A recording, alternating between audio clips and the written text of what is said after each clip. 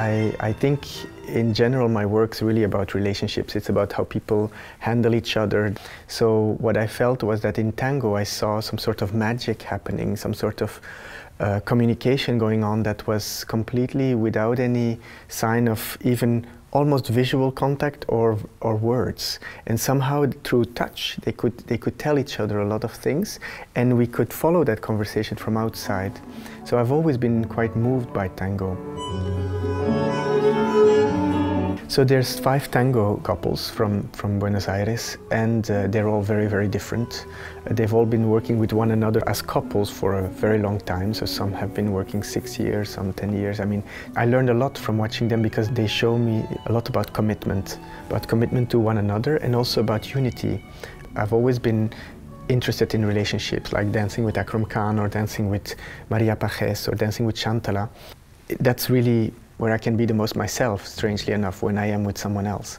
And it's fascinating for me to see how they can relate to one another. So we have 5 tango couples and 1 contemporary dance couple. So I've been working with them on a more contemporary language, always inspired by the tango, and then with the tango dancers using their own vocabulary to shift and shake it up a bit.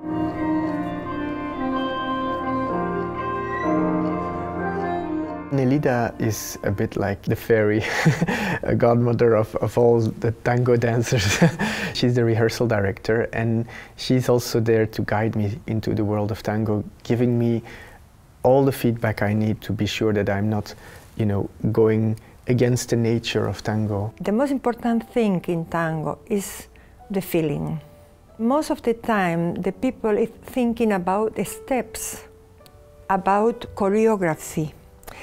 And I think it's very important, of course, that's dance. But in the case of tango, in special, I think the most important thing that we need to translate to the audience is that strong feeling that we feel when we are dancing this.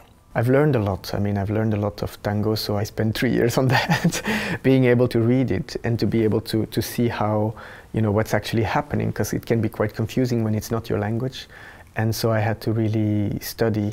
But now it's become like second nature. I think as with many other traditional forms, what I always tend to try and do is bring it into a place where people stop looking at it from a traditional perspective only. I try to look at it from a perspective that it can maybe surprise you at times, really suddenly make you look at it differently.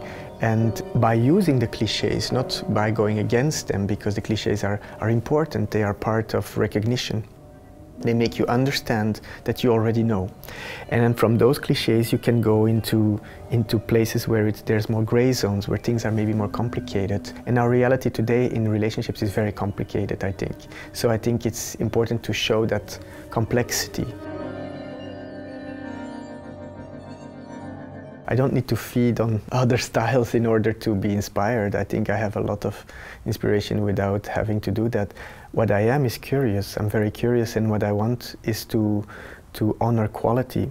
And so when I see something that has quality and that might be kind of put in a museum and lost, as being some sort of cultural heritage, I think it's dangerous. So what I try to do is just bring life to it by challenging it. I challenge these things. I don't just feed on them. I'm like a collector of ideas. I think I will be eternally a student of life, and I don't consider myself a master in anything really, except in seeing that there is so much quality. He has respect about tango, but he is introducing another elements and another ideas. Then I said, okay, this is tango, but with a new ideas. It's nice. Really nice. I love it.